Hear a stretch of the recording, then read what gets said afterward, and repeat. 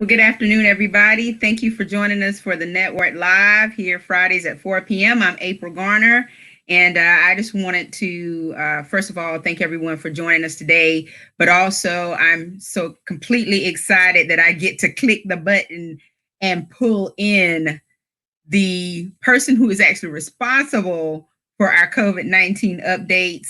And of course, he had to take a little time off to get his health in check. And now he's back with us today. And I'm not even going to delay it anymore. I'm going to just pull on the man of the hour.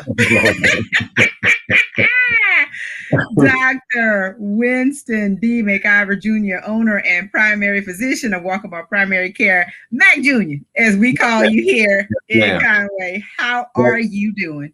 I'm feeling about 90% better, but I'm telling you, it's much better. It was tough. I mean, just I'm sure I talk about it a little bit later, but it's I thank God. I thank the people that really said a prayer for me, reached out to me, and that kind of thing. But this was something that I don't wish on anybody. And I've had over 250 patients now with COVID. And so I was already, sympathetic to a degree, understanding to a degree, but it's different when you go through it yourself. It's different when you're actually in that space where you've got, not just COVID, but I had a double pneumonia. And so it wasn't just COVID. It was a double pneumonia in the left and right lung. And it's just one of those things where you don't know, at a certain point in time, you don't know. And sometimes, being a physician and knowing a lot can sometimes be a dangerous thing because the mind starts going all over the place. Right. But, really, I tell you, the weekend of Martin Luther King weekend, that Monday, I started feeling a little funny. I mean, I just felt tired. So I wasn't sick, wasn't feeling sick or anything. Just felt tired. And so Tuesday went by, a little bit more tired, but, nothing sick, feeling sick. And then that Wednesday, I woke up and I knew something was wrong. I didn't know what it was, but I knew something was wrong. That Wednesday, I went and got a rapid COVID test, and it was negative. Now, mind you, just 10 days earlier, I had a negative COVID test, the PCR, the send out that we did at the church. And so just about 8 to 10 days later, a negative rapid. I got a flu A and B test that was negative. That was a Wednesday. The very next day, I went and got another flu test because the only symptoms I had was really just aching. I didn't have a cough. I didn't have a fever. I didn't have shortness of breath. I didn't have diarrhea. I didn't have a headache. I just had lost my appetite, and I was aching like I had the flu. So that very next day, Thursday, I got another flu A and B test, was negative. But again, I felt worse. So I knew something was going on. So I went and got a chest x-ray. Chest x-ray on a Friday and got another PCR test on Friday. I knew the PCR test wasn't going to come back until Monday. But anyway, the chest x-ray on Friday showed I had a little small pneumonia. I talked to the radiologist, who was a friend of mine. He said, Winston, it doesn't look like COVID pneumonia. It doesn't look like those x-rays that we're seeing. It just looks like a regular community-acquired pneumonia. So that was on a Friday. So Saturday, feeling worse, no appetite. Sunday, feeling worse, no appetite. Monday, I put my finger in a pulse ox machine and it was 79%. Wow. When it should be in the high 90s. Right. So I knew at that point in time that x-ray had gotten worse. So I went on to the hospital, and sure enough, it had gone from a little small area in the right lung to greater than 50% in both lungs. That quickly? Just in 3 days. So I went to the hospital. I called. They got me right on back. The ER doc buddy of mine who came in, talked to me. And he started saying some things that were really kind of, interesting. He was like, Winston, I want to thank you for being such a good doctor, for taking care of the community, for putting out information on COVID, and just thank you for everything that you've done. But he was talking in past tense. He was talking in past tense. And I could look in his eyes and tell he had a little bit of a teary-eyed, but he was talking in past tense. Mm-hmm. And so, so anyway, it was clear that they knew I was in trouble, and it was clear that they didn't feel like I was going to leave that hospital alive. I overheard a conversation where they said, Dr. McIver's in here, he's sick. I hope that we can get him out of here alive. So, so then my mind starts racing. They tell me they're going to put me on this regimen and explain everything that they're going to do. And they say, we're going to try this for 5 days. And in 5 days, either one or two things are going to happen, Dr. McIver. Either you're going to get better and you're going to be on your way out of this hospital, or we're going to be talking about intubation. So I got admitted to the critical care unit, and the countdown went on from there. And so again, God took care of me. Prayers took care of me. Conway Hospital did a good job. I have to give them credit. They took care of me. At day 4, though, I don't suggest this, but at day 4, I took the oxygen off. And I'm just being totally candid here. And I had my own pulse ox machine, and my oxygen went down, but it came back up. I don't recommend people doing that, but I'm a physician. This is what I do, so I know what to look for if I get into trouble. But from that point on, I was real weak, but I kind of started seeing myself getting better and better and better. I only slept in the bed one night. I told them I wasn't getting back in the bed. I slept in the recliner and sat in the recliner the whole while. I said, I'm not getting back in that bed. Every day they come in and ask me, can we make up the bed, Dr. McIver? I said, no, you can take it out of here and give it to somebody who needs it, because I'm not getting back in that bed. So, so anyway, as time went on, I started getting stronger and stronger and better and better. Went home and took it easy for another about 2.5 weeks. And I've been back to work now for about 2.5 weeks. This has been 7 weeks I've been dealing with this. Mm. So Doc, you're talking about the bed. Was it just critical for you to sit up because you had pneumonia, or? Well, to me it was. Okay. A couple things. Number one, when you're in bed and you're laying what's called supine on your back, the fluid collects in the back. As opposed to you sitting up, gravity pulls it down. So again, I had a double pneumonia, so it wasn't just one lung, it wasn't just one spot. I had to make sure that I kept my lungs as expanded as I could to help get through this pneumonia. Now, there's different types of pneumonias, and let me talk about this just real quick since we're talking about medicine in general. COVID is a viral pneumonia. So even though we give antibiotics, the only thing that's really going to help with that is going to be steroids, and it's going to be oxygen and time. As opposed to a bacterial pneumonia, antibiotics will take care of that. So this was a viral pneumonia. So again, it wasn't like the antibiotics they were giving me was going to take care of this. It was really the steroids, which pros and cons. It has side effects with steroids too, but that's the treatment for it, oxygen and that kind of thing. I did get a medicine called remdesivir, which is an antiviral, and I did get convalescent plasma.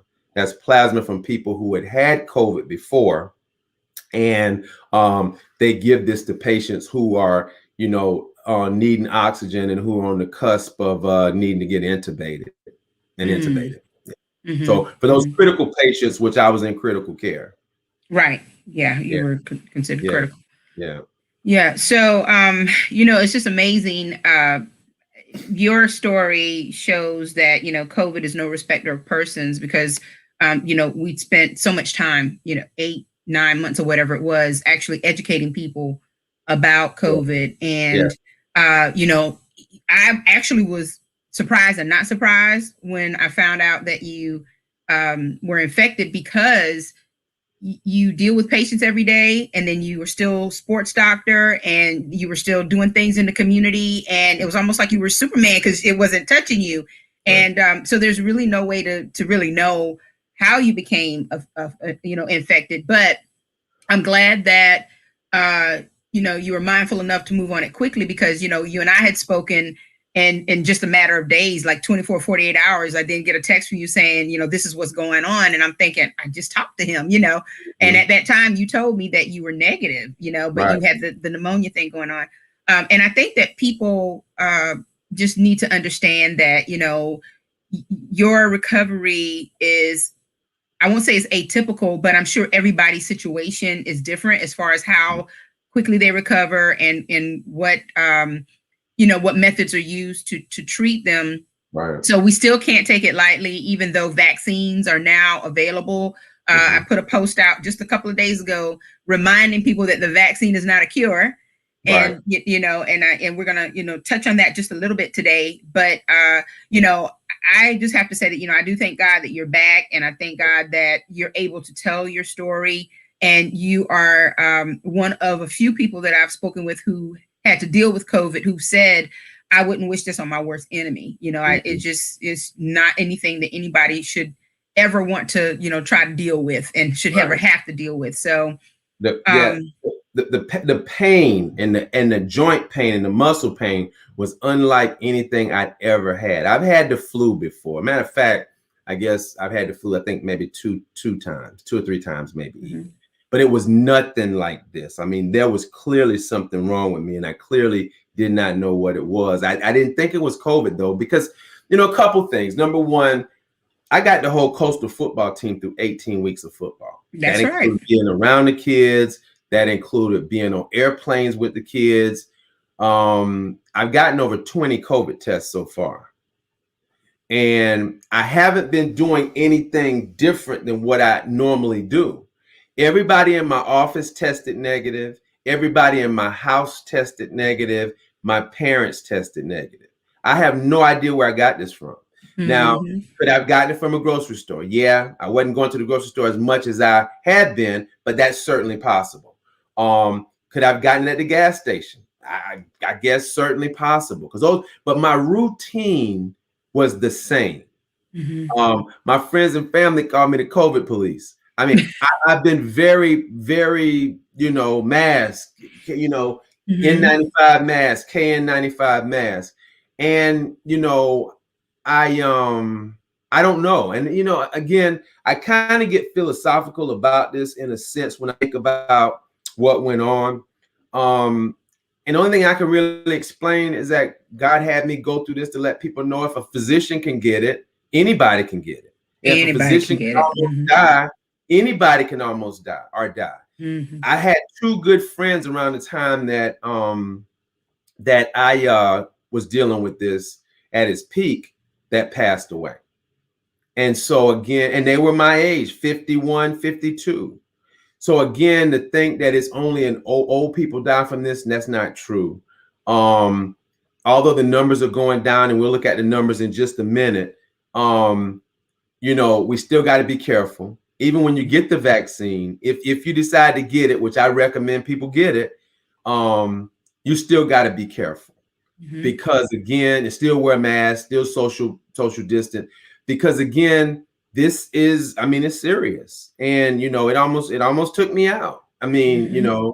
And I don't mind sharing. The only medical problem I got is I have diabetes. But I don't have any other medical problems. I don't really take a bunch of medicine. I'm not like a sickly person. I don't get sick. That's not been my routine. I was talking to my office manager, and in the 21 years, well, I'll just say since I built this building, in the 16 years, I probably have only been out at a certain stretch, a continuous stretch, maybe 3 days from being sick, 2 days from being sick. I don't get sick. And so, so it's not like I got a weakened immune system or take a bunch of medicines or this or that. For as much stuff as I come in contact with and have come in contact with in the 20 some years, almost 28 years I've been seeing patients, my immune system is about as good as it'll get. Right. And so again, from being exposed to pretty much everything from kids to you name it. So this, in a sense, was a surprise in a sense, but then again, it wasn't, because I don't even know if I need to say this, but every physician that took care of me had already had COVID. Wow. I'd say probably about 70% of the nurses that had taken care of me had already had it. So it's there and it's out. And I've been as cautious as I could be. If not, I would have gotten this long time ago. Mm-hmm. Particularly during last summer when it was at its height pretty much around here. But it's something else. I don't wish this on anybody. Mm-hmm. Particularly when you add a double pneumonia onto it. Exactly. I just want to remind everyone that Dr. Mack is here to do his medical minutes, and they are related to COVID, and we'll talk about a couple of other things quickly. But if you have any questions for him or just want to post a comment, please make sure you do so in the thread, and he can see the comments. And of course, I usually flash them on the screen. But again, it's just so good to have him back. And we do have just a couple of slides, 3 slides, as we say, to show you that relate to what's happening with the COVID cases. And so, Doc, I'm going to, you ready for me to pull some stuff up? Mm-hmm. Yes. Okay. All right.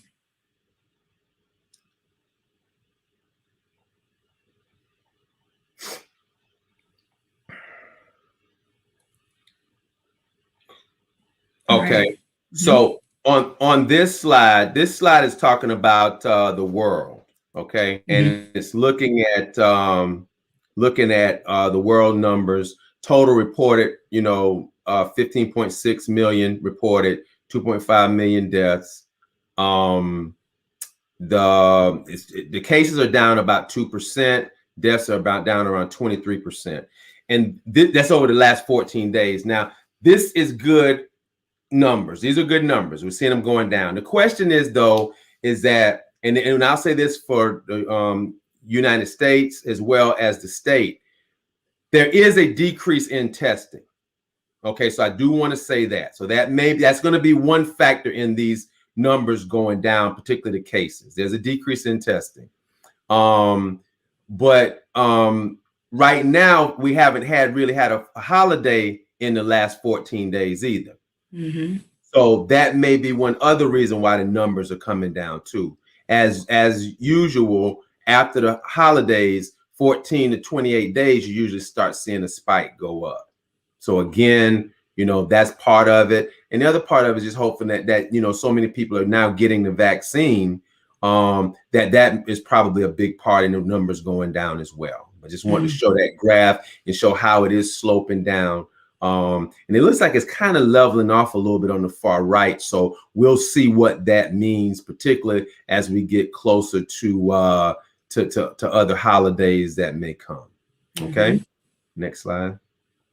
Next slide is the United States. Total reported cases right under 29 million, about 520,000 deaths. The cases have dropped down 14% over the last 14 days. The deaths have flattened out, which we'll have to see what that really means over the next 2 to 4 weeks. And the hospitalized people have gone down 29%. Now, part of that going down in the hospitalization, and I just want to kind of keep it clear across the board on what these numbers mean. Some people who are getting COVID are actually being treated. More people are being treated on the outpatient. Some of these people are getting antibodies, which you don't need to get admitted to the hospital for. If you get convalescent plasma like I did, then you're going to be admitted. But so that's one of the reasons why the number of hospitalizations are going down as well, because a lot more people are being treated on the outpatient as well. Okay. Okay, and this is South Carolina. The number of cases have gone down 47% over the last 14 days. Deaths down 32% and hospitalized down 38%. Again, as I said earlier, there is a decrease in testing in South Carolina. And actually, South Carolina, last I read, was last in vaccinations. So again, we'll have to see what these numbers mean. We'll have to see what it means as we get closer to Easter, as we get closer to the summer, warmer weather. We'll have to see what these numbers mean. But again, they are positive numbers. But again, we just got to make sure in some of these states like Texas and I think Mississippi and some of these other states are opening up really too soon, I think. Go back to the last slide, April, number 2. Just Sure. a second. Okay. So right now, the thought is that, and according to the CDC and some other people, is that we probably really shouldn't start opening up until we're seeing under 10,000 cases a day. I mean, we're still seeing more cases than that a day, 40, 50,000 cases a day. So we still need to look at that. But again, it's hard to tell. We have to take that with understanding that the actual number of testing is less. So there's less testing that's being done.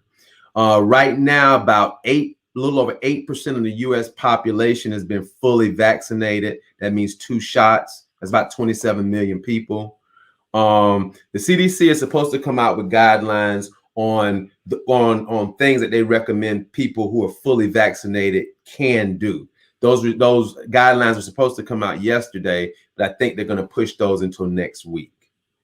Like I said, again, I think a lot of the states are opening up a little bit too soon, particularly those states that haven't really been robust with vaccinating. And so again, it's really kind of a big concern that we don't open up too soon and cause these numbers to go back up. So we'll have to kind of see from there what all that means, and time will sort that out definitely. Starting Monday, South Carolina is going to move to phase 1B. Phase 1B is anyone over for vaccination.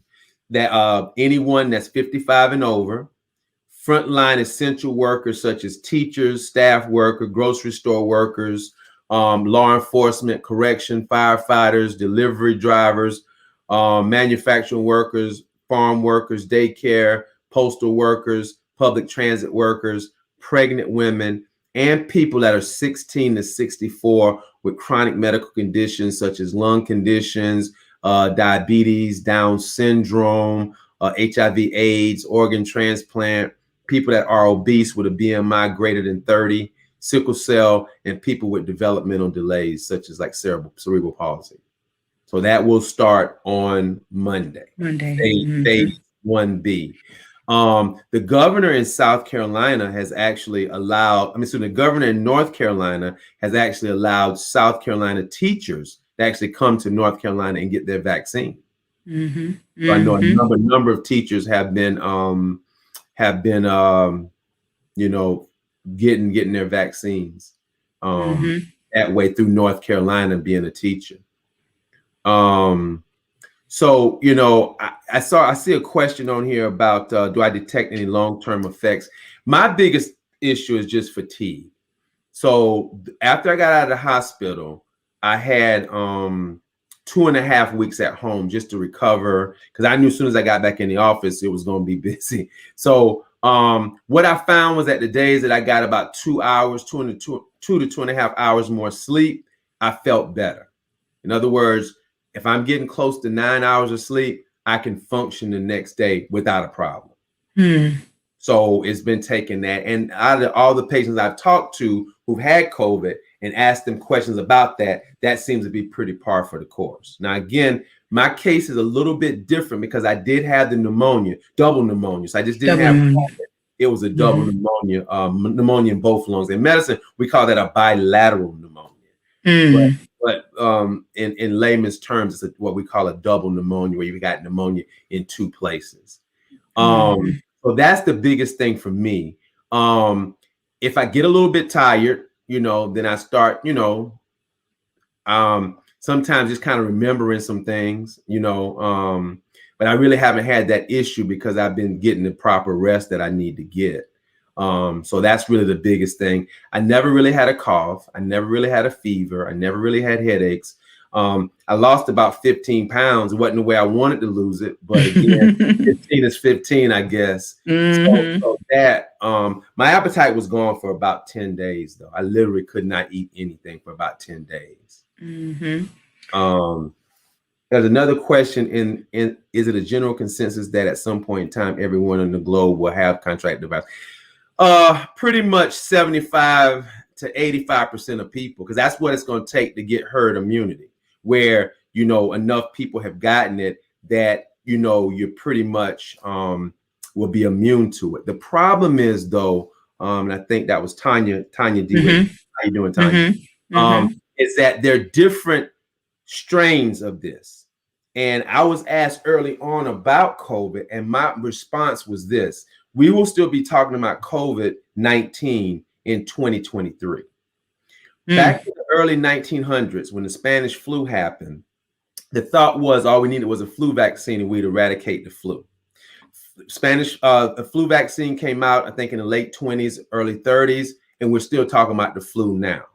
So these viruses are unique things. They change their makeup. Every year, virus makes a minor change, which is called a drift. Every 5 to 7 years, they make a bigger change called a shift. Every 100 years, we'll have something called a pandemic. So that's why there's a different flu shot every year, because the virus changes every year. It's the reason why about every 5 to 10 years, we have a major flu outbreak, because the virus does a bigger change and you're seeing something that you've never really seen before. Same thing with COVID. This is something that we have not seen before.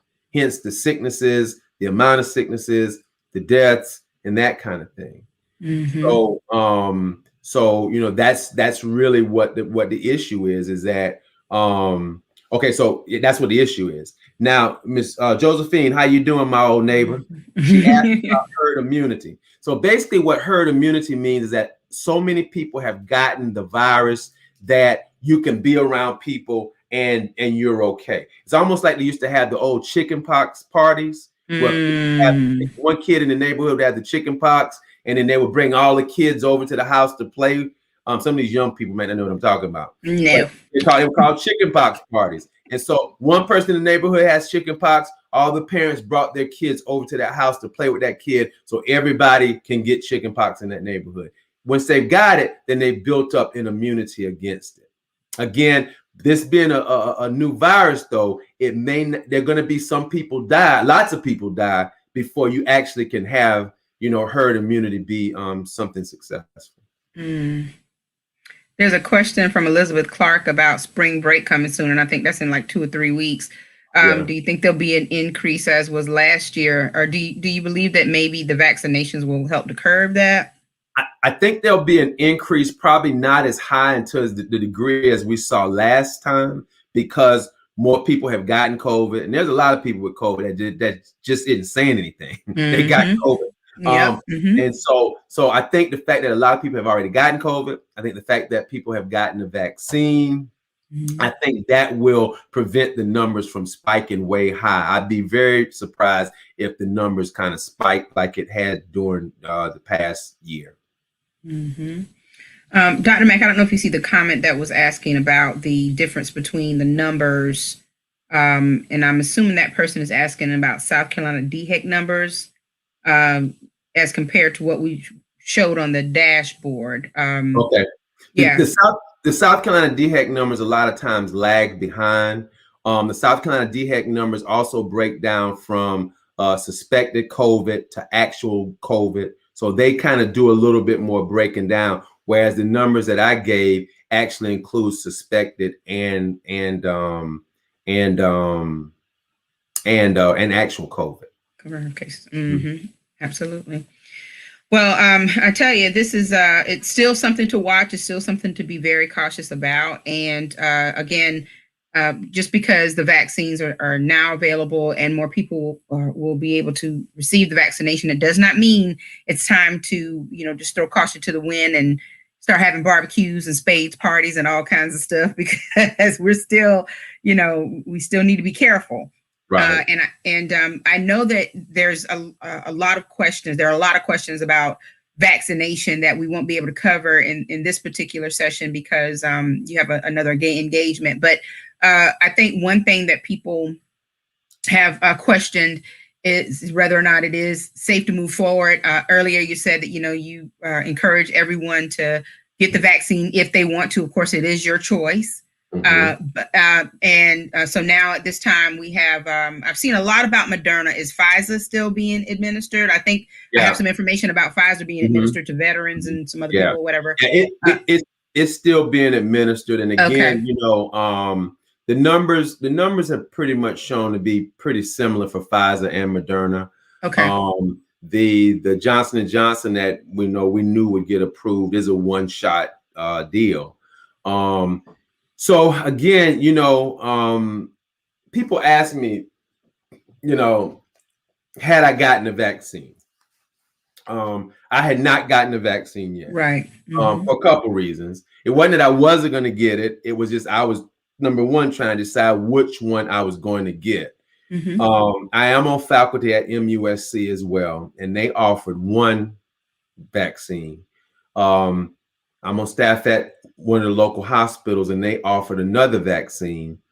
And I was trying to decide which one I was going to get. But in my mind, I felt like I had some time because my routine was the same.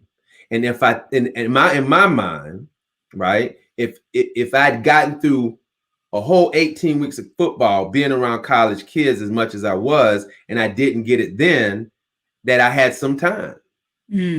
And so that was my thought. Now, evidently I was wrong.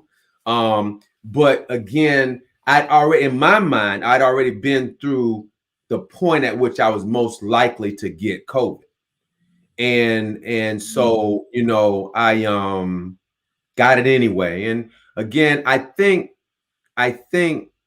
being philosophical and spiritual about this, I think God had me have this to let people know anybody can get it. And I'll say that again, because I nobody in my office had gotten it. Everybody that I had come in contact with in the office around that time as contact tracing got tested and they were negative. So I have no idea where I got this. My wife, my 3 daughters, all negative. My office staff, negative. My mom and dad, negative. So, again, I have no idea. I guess the big picture doesn't really matter. That's kind of a null and void point. But that's what happened. I think there's another question. Yeah, there's another question just popped up. Elizabeth wants to know if you think they'll have to give the vaccine annually. We don't know that. And the point that's a good question. And when we first start giving vaccines, we don't really know how long that vaccine is going to last. What we know is that typically these vaccines are studied, and you can kind of tell from the long-term studies when people appear to start to lose their immunity. So in other words, in times past, the way they would tell when to get the second shot, the next shot would be, let's say if we had 100 people in a study and they got the vaccine in 2000, and then around 2005, the majority of those people got sick from that same virus, then we'll know the vaccine probably has a 5-year expectancy, 4 to 5 year expectancy. And that's when you give boosters. That's how we found out when to give the vaccines, because this is so new, because the technology is new. We don't know. The thought is that people will probably need to get a booster 6 months to a year later. We don't know. The problem now is just getting enough vaccine out for the people to get the first and get a complete vaccination series. A couple more, a couple more questions are coming. Yeah, you see, my sister Faye. Hey, Faye, my sister, my big sister.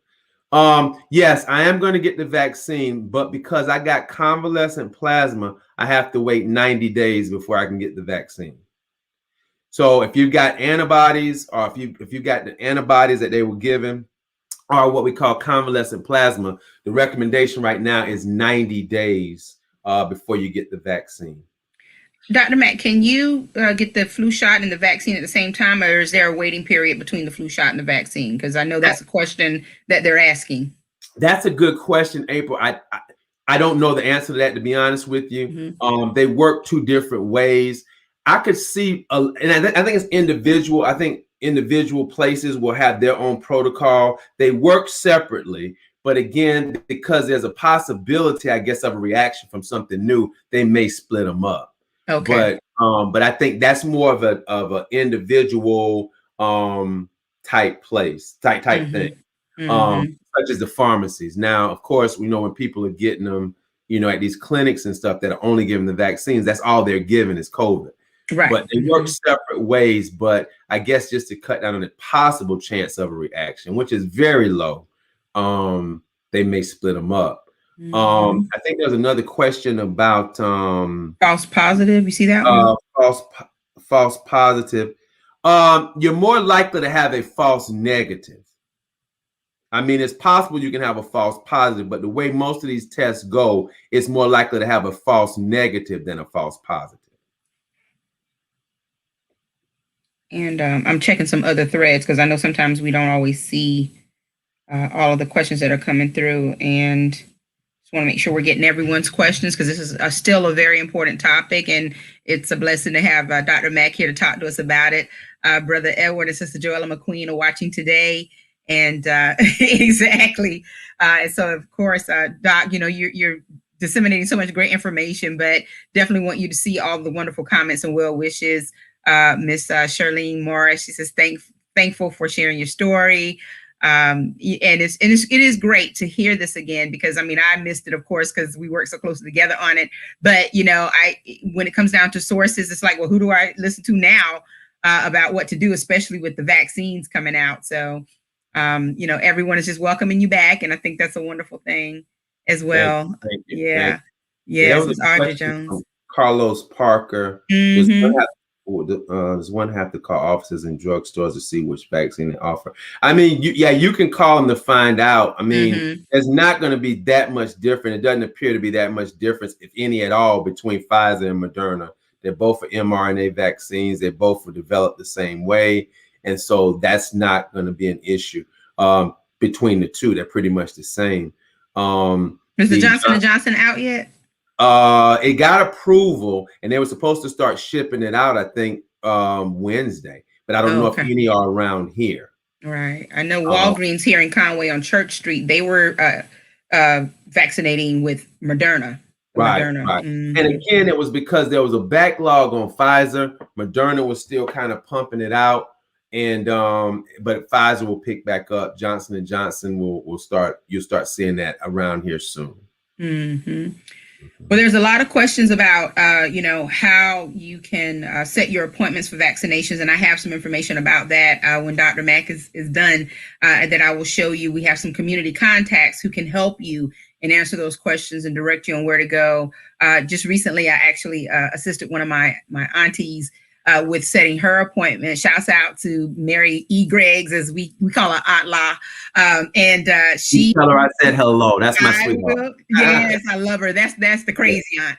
So, but she got her vaccination, her first one at Walgreens, and you can actually set both of your appointments at the same time. And I did it over the phone for her, even though she was directed to go online and do it.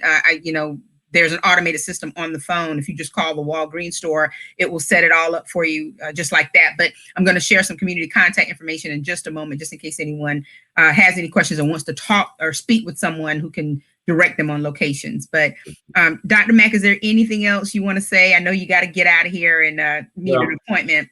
Yeah, what I tell people is that, I'll never vaccine. People shouldn't be vaccine shamed if they decide not to get the vaccine. But just understand, if you don't get the vaccine and you get COVID, you may not get sick or you may not die, but you may pass it to somebody else. You may pass it to a mother, father, grandparent, aunt, uncle, somebody. So just be careful. I encourage people to get the vaccine. I do. And I understand hesitancy. I understand that. Believe me, I do. But when you go through something like this, you know, it really makes you understand that I'm an otherwise healthy person. And if it could almost kill me, it can kill a lot of, it could cause a lot of problems. And my immune system, as I would like to think, is good because I've been around sick people for the last 30 years. So, you know, people ask me all the time, well, God, you really don't get sick. You really don't. I say, well, I've probably been exposed to everything. Because before I went into primary care, I was straight peds. And so, you know, again, I've been exposed to everything. And so again, you know, I just tell everybody to be careful.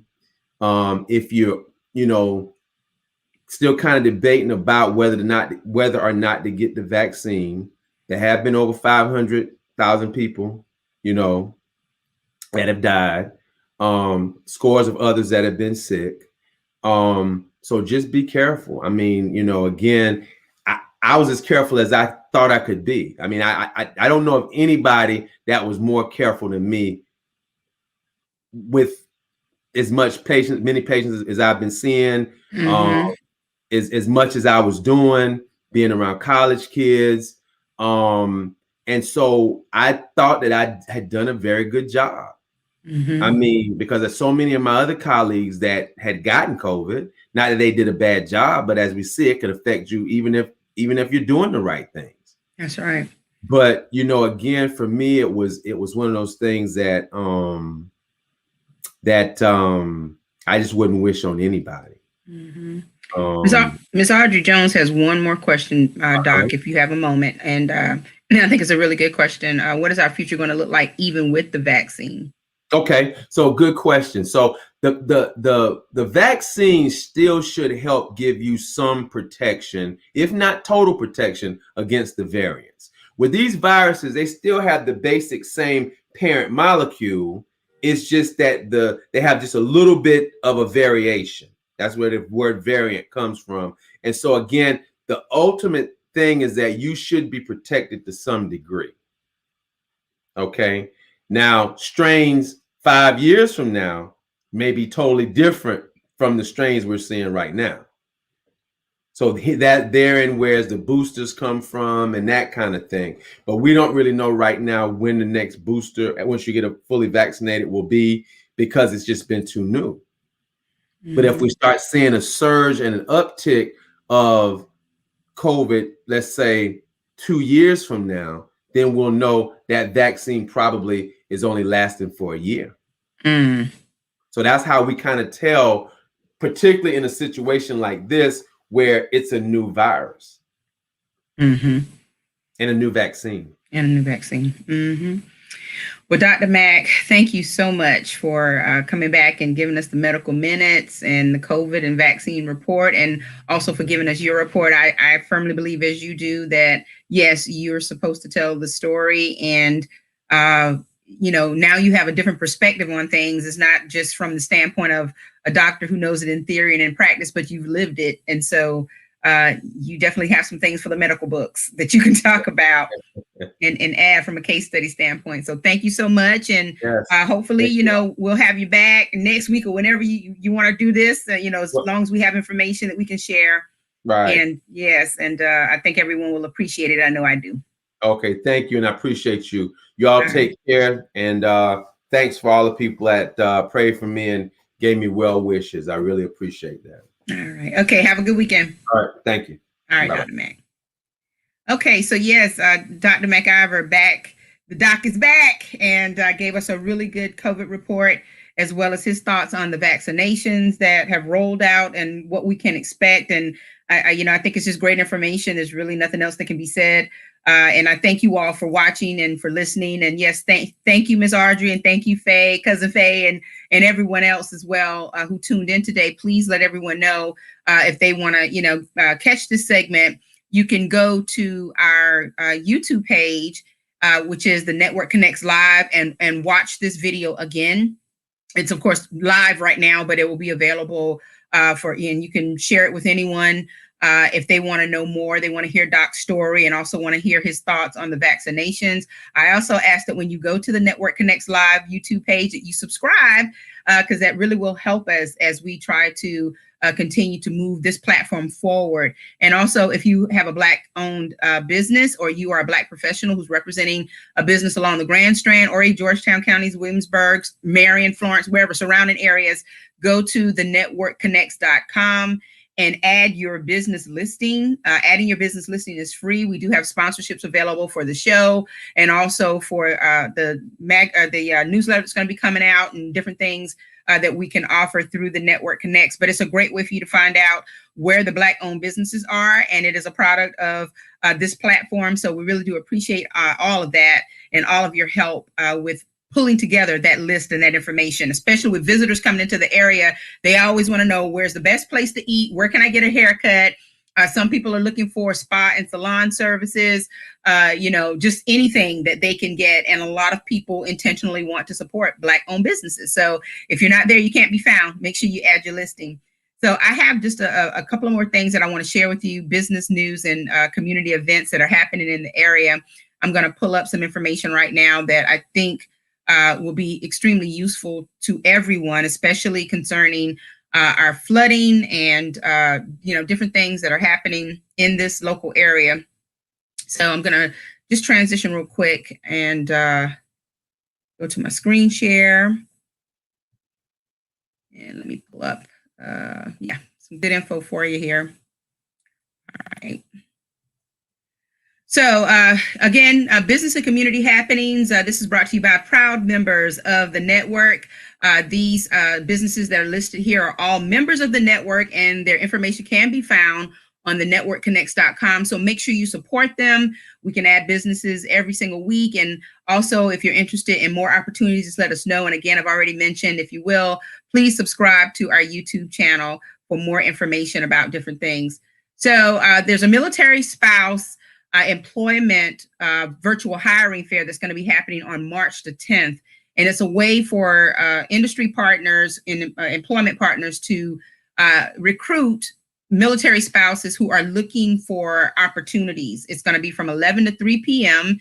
It is a virtual fair, which means it's happening online. So there's nowhere to be, but in your living room or your bedroom or wherever, dressed to impress and ready to meet hiring managers and representatives who can answer your questions and help you to connect with partners if you're a good fit for their opportunities. The information is here. You can learn more about the Military Spouse Employment Partnership and the job openings by visiting the website. And also you can call this number, 800-342-9647, or visit this website, myseco.militaryOneSource.mil/portal for additional job search support information. And again, if you didn't get all that in this one mouthful, that's okay. Remember, you can view this video again, but please pass this information on to anyone who is a military spouse who is looking for a job opportunity. The Horry County Democratic Party is now accepting nominations for county party officers for the chair, the first, second, and third vice seats. Again, those positions are open. However, the deadline is today if you want to run for office.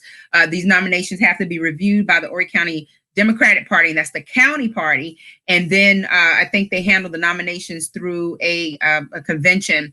So if you are interested, you need to, you can visit the Horry County Democratic Party's page on Facebook and get more information about how to submit your nomination with someone that you've spoken with who's interested, or even yourself if you are highly interested in being a part of the local party work. Then this is a great way for you to get involved with the community, to help in their efforts to increase voter turnout and also to bring other issues to the forefront through the county Democratic Party. The deadline to file is today. You can submit your name to hcdpnominations@Yahoo or oridems@yahoo.com to ensure that your name has been received for review. So just a couple more things about that. During the convention, what they will do is elect a chair, a first, second, and third vice chair. You must be 18 to 36, at least 18 years of age, I would say, to participate. and you can submit your name to run for each chair or just the seat you desire or hope to win for this particular type of election. So if you're interested, today is the day. Probably running up on the deadline now. They didn't give a time as to when they would stop receiving the nominations, but I would think March 5th, maybe 11:59 p.m. would be a cutoff. So if you're interested, again, make sure you email oridems@yahoo.com, and that is for Don Kahn, who is the current chair. Demand a plan. Join the Horry County Rising Facebook group. Now, this group is a wonderful group that is facilitated by April Thomas, who is just a powerhouse when it comes down to information about flooding in Horry County. And she and her team are pulling together all types of information about what's happening, not only from the standpoint of just showing you the flooding issues, but what's going on at these county council meetings, their decisions on certain things related to plans and zoning and everything else that impacts flooding and our land issues. And so I encourage everyone to join the Horry County Rising Facebook group to find out more about flooding in Horry County, but also to learn about scheduled county meetings on the issue and other news affecting the residents of Horry County. This past Friday, we actually had, Monday, we had April Thomas, Kevin Mishu, and a few concerned citizens from Bucksport area to talk about their thoughts on what's going on with the flooding and the fact that they demand and they really want some answers as to why that area continues to flood and why there's, hasn't been any aggressive efforts for mitigation. So the Horry County Rising page is the way to keep up with all of that, but also you will want to join the Association for the Betterment of Bucksport's Facebook page as well. They are having a meeting on Tuesday, March the 9th at 6 p.m. It is a board meeting for community input. And what they're going to do is have the committee meet at 6 p.m. and then the community is welcome to join at 6:30. Now, this is an in-person meeting. It's happening at the James R. Frazier Center in Bucksport. However, there will be a virtual broadcast from the center. So if you are still a little reluctant to go to an in-person event, you should be able to see it. My thoughts are that they're probably going to broadcast it from the Association for the Betterment of Bucksport's Facebook page. And, if anyone from that association is listening, if you need any support from the Network Live or the Whittemore Community Magazine for that meeting, please let us know and we'll help you as much as we can with live stream support.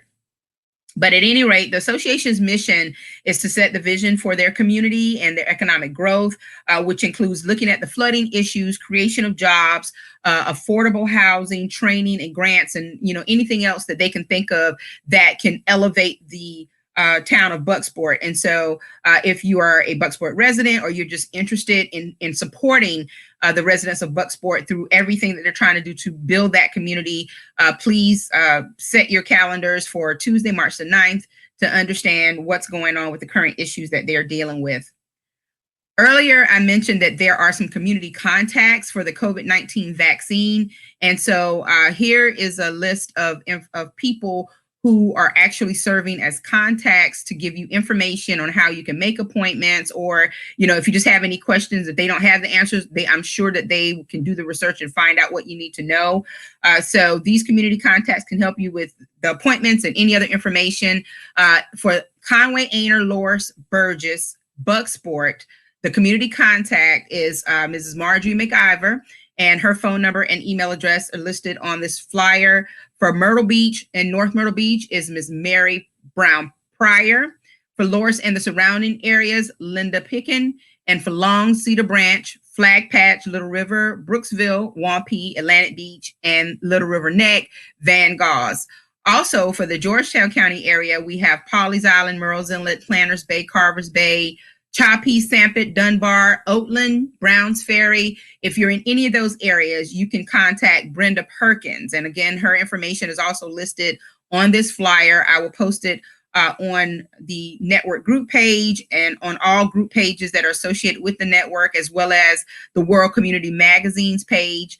And if anyone else just needs the information, I can email it to you or drop it to you in Facebook Messenger. But there's also a website here where you can make an appointment. And again, based on an experience that I had helping my aunt to set her appointments. You can always call the pharmacy, CVS, Walgreens, Publix, or wherever Kroger, wherever you go for your pharmacy needs, to find out more about how to set appointments with them, what's available, and all of that. So great information here, great community work. Glad there's some people who are kind of spearheading that effort, because, you know, everyone definitely needs to be directed on what to do and how to do it as the vaccines roll out.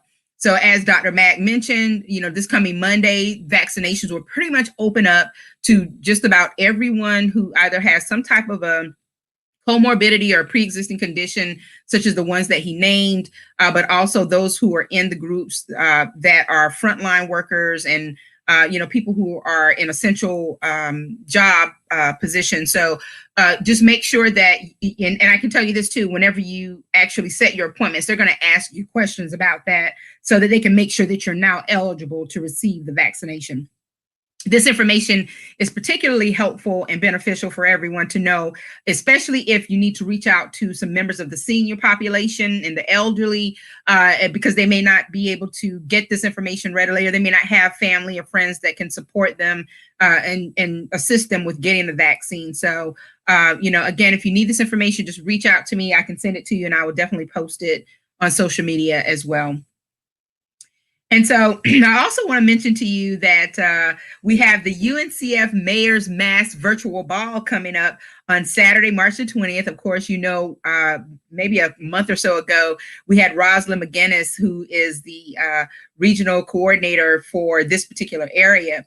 And she was putting together, or she put together some information for us and told us all about, you know, the initiatives behind UNCF, who it supports, and all that other good stuff. And of course, the committee here in Horry County has been pushing forward under the leadership of Marjorie McIver to receive donations for the United Negro College Fund, but also you know, to let anyone who is donating know that if you'd like to be a part of the mass ball, you can get tickets, and you can also make your donations online. So we've got more information that we received last night about the reception and other programs. So there's a pre-show reception at 6:30 on Saturday, March the 20th.